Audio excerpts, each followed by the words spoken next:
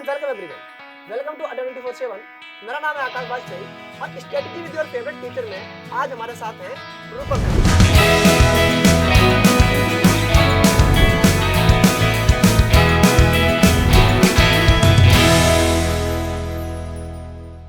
रूपम ma'am को हम लोग इंग्लिश क्वीन कह सकते हैं, तो इसीलिए आज हम लोग बेसिकली जिस टॉपिक पे चर्चा करने वाले हैं, जिस एग्जाम पे चर्चा करने वाले हैं, वो एग्जाम है एफसीआई का एग्जाम।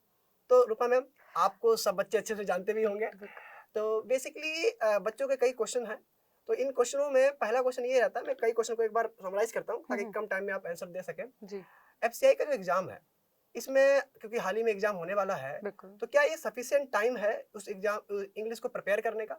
और दूसरा क्वेश्चन ये है कि जब इंग्लिश प्रिपेयर करते हैं तो कहाँ कहाँ बच्चों को दिक्कतें आती है, जैसे कि ग्रामर है, वोकैबुलरी है ना, तो इनको कैसे बैलेंस करें? First of all, thank you so much for inviting me in this strategy session. Thank you for this. And yes, क्योंकि हम लोग इस एग्जाम में बात करने वाले हैं एफसीआई एग्जाम के बारे में, तो एफसीआई एग्जाम को सबसे पहली चीज़ तो मैं आप लोग को ये बता देना चाहती हूँ कि इसका एग्जाम जो है वो हमारा दिसंबर में रहेगा, दिसंबर में भी लास्ट में रहेगा। तो सबसे पहली चीज़, आपका पहला क्वेश्चन कि किस तरीके से बच्चे टारगेट करें, यही था ना सर जी? क्या सफिशिएंट टाइम है? अच्छा, क्या सफिशिएंट टाइम है? ऑलराइट। सो ऑब्वियसली क्योंकि इसका एग्जाम आपका दिसंबर में रहने वाला है, तो आपके पास बहुत अच्छा अभी भी समय है। तो अगर आप अभी अपना मन बना रहे हैं तो बिल्कुल ये आपके लिए एक बहुत अच्छी अपॉर्चुनिटी रहने वाली है, क्योंकि हम लोग हमेशा ही बच्चों को बोलते रहते हैं, मोटिवेट करते रहते हैं, और ये एग्जाम तो आप सभी स्टूडेंट्स के लिए मैं कहूँगी कि एक बहुत बहुत अच्छी अपॉर्चुनिटी है, क्योंकि इसमें क्वेश्चंस का लेवल जो है वो आपका उतना नहीं रहेगा जितना कि हम बाकी एग्जाम्स में सोच कर चलते हैं, तो काफी अच्छा ये रहेगा। Talking about the strategy and how you will be covering the syllabus, और कौन सा ऐसा हमारा सिलेबस का सेक्शन रहेगा जिसमें कि आप लोग थोड़ा सा डर जाते हैं और मेहनत करते हैं लेकिन फिर भी रिजल्ट नहीं मिलते। तो बात करें अगर यहाँ पर सिलेबस के बारे में, तो इंग्लिश चाहे आप किसी भी कॉम्पिटिटिव एग्जाम के लिए तैयार करें, बेसिकली आपको 3 सेक्शंस में एक्सेल करना होता है। एक आपका वोकैबुलरी, दूसरा ग्रामर, और तीसरा हमारा रहता है reading comprehension. Talking about this particular exam यानी कि एफसीआई एग्जाम के बारे में अगर मैं बात करूं, तो यहाँ पर आप सभी को एक चीज समझ कर चलनी है, क्योंकि जिसमें मैंने अभी बोला कि सभी आपके कॉम्पिटिटिव एग्जाम्स में ये तीनों ही सेक्शंस रहते हैं, तो यहाँ पर आप सभी को एक तरीके से अपनी वोकैबुलरी, अपनी ग्रामर स्किल्स और आरसी तीनों पर ही काम करके चलना है। ओके मैम, आपने काफी कम समय में बहुत अच्छे से बता दिया। अच्छा, आपने अभी एग्जाम के लेवल की बात की जी, तो अगर मैं कंपेयर करूं, जैसे कि जो बैंकिंग के एग्जाम होते हैं, हालांकि इसको भी आईपीएससी करवाएगा जी, तो पीओ को मान के चले कि या फिर क्लर्क को मान के चले या एसओ को मान के चले, इनका लेवल कैसा सर? पीओ और एसओ तो बहुत ही प्लस लेवल हो जाएगा यहाँ पर, बट अगर एफसीआई एग्जाम के बारे में अगर हम लोग बात करें तो बिल्कुल आपका जो एग्जाम है वो आपका क्लर्क लेवल का ही रहने वाला है। इनफैक्ट अगर आप इसके प्रीवियस, क्योंकि ऑब्वियसली इस साल चेंजेस भी देखने को मिले हैं पैटर्न में, तो हम अगर बात करें इस पर्टिकुलर एग्जाम के बारे में, तो चेंजेस को ध्यान में रखते हुए भी मैं ये कहूंगी कि इसका लेवल जो है, अगर बहुत ज्यादा ही मतलब उन्होंने थोड़ा टफ पूछने का सोचा, तो वो आपका क्लर्क लेवल तक ही जाएगा, अदरवाइज उससे भी कम ही रहने वाला है। राइट, तो इस तरीके से ही आप लोगों को अपनी तैयारी को लेकर चलना है कि आप लोग कम से कम उस लेवल तक अपने आप को लेकर चलें। मैम, बेसिकली बात ये है कि कई बच्चे ऐसे हैं जो आईपीएस के अन्य एग्जाम, बैंकिंग की तैयारी भी कर रहे हैं जी, और एफसीआई की तैयारी भी कर रहे हैं जी, तो उन बच्चों के लिए आप क्या कहेंगे कि कौन से पोर्शन को दोनों में उनके काम आ जाए? जैसे कि इंग्लिश है, तो इंग्लिश में जो रीडिंग कंप्रेशन वाला पोर्शन है जी, तो आईपीएस का जो पीओ वाला होता है उसमें काफी बड़े पैराग्राफ आते हैं जी, जैसा कि पैसेजेस आते हैं, बिल्कुल।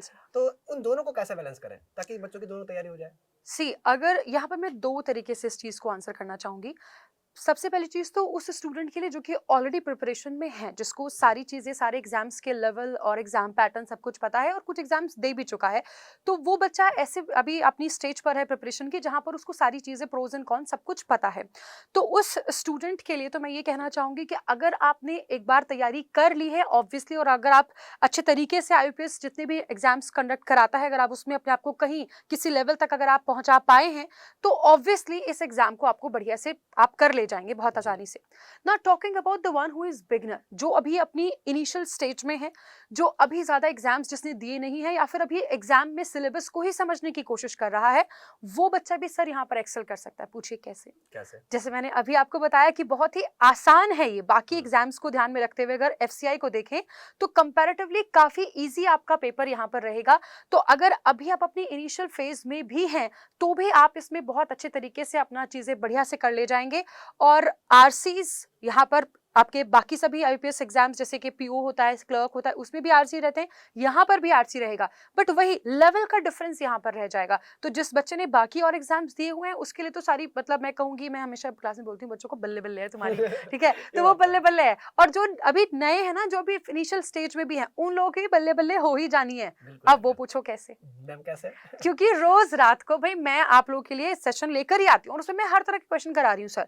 बच्चों को ग्रामर से डर है, देखो ग्रामर में बच्चे सर क्या करते हैं, मैं थोड़ा आपको बता रही हूँ यहाँ बिल्कुल पे बिल्कुल। तो क्या होता है कि ग्रामर में क्योंकि कन्फाइंड सिलेबस है, बच्चे पढ़ते हैं, नाउन पढ़ते हैं, प्रोनाउन पढ़ते हैं, ये पढ़ते हैं, वो पढ़ते हैं, ठीक है। बट एक्चुअली आपके एग्जाम की डिमांड उन रूल्स को रटना या याद करना नहीं है। जी जी जी। हमारे एग्जाम की डिमांड है कि आप किस तरीके से उन रूल्स को अप्लाई करते हैं, उन रूल्स की एप्लीकेशन क्या है, that is very very important. और उसको समझने के लिए सर बताइए क्या करें, रटने बैठे या नहीं, प्रैक्टिस रटा तो करें? इतना नहीं जा सकता क्योंकि मैं एग्रीकल्चर पढ़ाता हूँ ना, तो मैं भी उन्हें फोकस कराता हूँ कि इन चीज़ों बिल्कुल को कॉन्सेप्ट से सीखो। बिल्कुल। तो इंग्लिश भी मेरे हिसाब से कॉन्सेप्ट से सीखने वाला सब्जेक्ट है। और और दूसरी चीज जी, जी। प्रैक्टिस। हाँ, प्रैक्टिस ये चीज़ बहुत इम्पोर्टेंट है। अच्छा मैम, आपने टाइमिंग बच्चों को नहीं बताई, कितने बजे क्लास होती है आपकी? मेरी क्लास जो है वो 9 बजे होती है, अड्डा ओके। 24/7 हमारा जो चैनल है, मेन चैनल, वहीं पर होती है। और उस क्लास के बारे में अगर आप मुझे इजाजत दें, क्योंकि ये बिल्कुल आप मैम। ही का सेशन है नहीं, नहीं। हाँ, तो ये बच्चों के लिए है। हाँ बिल्कुल, ये बच्चों के लिए है, क्योंकि जी। वोकैबुलरी का सर आपको पता है कि जी। बहुत एकदम बच्चों के मन में रहता है कि पढ़ते हैं भूल जाते हैं, पढ़ते हैं भूल जाते हैं। हाँ जी, हाँ जी। तो हर एक तरीके से आप लोगों को यहाँ पर प्रैक्टिस कराते हैं हम लोग, इनफैक्ट सर भी जिस तरीके से, क्योंकि see it's all about practice. Yes ma'am. आप जितना प्रैक्टिस करोगे ना, उतना ही आपको अपने पर्टिकुलर टॉपिक पर उतनी ही कमांड आपकी बनेगी। सो आप जितना प्रैक्टिस करेंगे उतना आपके लिए बेनिफिशियल रहेगा। दूसरी एक और चीज मैटर करती है, स्ट्रैटेजी, कि आप किस तरीके से अपनी तैयारी को लेकर चल रहे हैं, ठीक है। अगर आप बस एकदम गधों वाली मेहनत करे जा रहे हैं, करे जा जी, रहे हैं, है लगता ना, है। और देख नहीं रहे हैं कि क्या इसके रिजल्ट्स आ रहे हैं, तो that will not be beneficial. तो आपको बस एक चीज समझनी है कि मेहनत करें, लेकिन एक प्रॉपर स्ट्रैटेजी के साथ वो काम आपको करना है। बिल्कुल, बहुत अच्छे तरीके से आपने बताया। मेरा लास्ट क्वेश्चन ये है कि इस समय, क्योंकि टाइम काफ़ी कम है, जी। तो मॉक टेस्ट ज़्यादा लगाने चाहिए या फिर जो पूरी क्लासेस हैं उनको उनको किस तरीके से मैनेज करें, या मॉक लगाएं? देखिए इसमें भी जैसे कि अभी सर ने बोला कि मॉक, सबसे पहली चीज़ तो मॉक बहुत बहुत इंपॉर्टेंट है सर, हम्म, बहुत इंपॉर्टेंट है मॉक। मॉक के बिना बहुत बिल्कुल भी आसान नहीं रहेगी जर्नी, आपके लिए मुश्किल ही रहेगी। सो मॉक लगाना आपके लिए ज़रूरी है। लेकिन कई बार क्या होता है कि जैसे टीचर्स आपको मोटिवेट करते हैं कि बच्चों मॉक दीजिए, मॉक दीजिए, तो हम लोग सीधा स्टूडेंट्स के ही ये रिव्यूज़ हैं कि वो सीधा मॉक पर सर चले जाते हैं, और फिर जी। क्या होता है कि मार्क्स नहीं आते, तो वो डीमोटिवेट हो जाते हैं कि हमारी तो मेहनत करने के बाद भी मार्क्स नहीं आ रहे हैं। तो इसके लिए सर मैं एक बहुत ही एक मेरा ये ट्राइड एंड टेस्टेड, और बहुत सारे स्टूडेंट्स भी इस चीज़ को ट्राई किए हुए हैं, कि आप लोग ना पहले टॉपिक वाइज प्रैक्टिस कीजिए, टॉपिक वाइज टेस्ट दीजिए।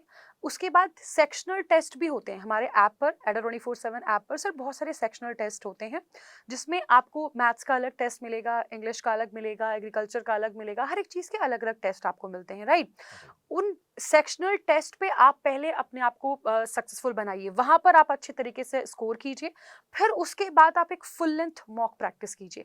This is the strategy, I will tell you, this will help you a lot.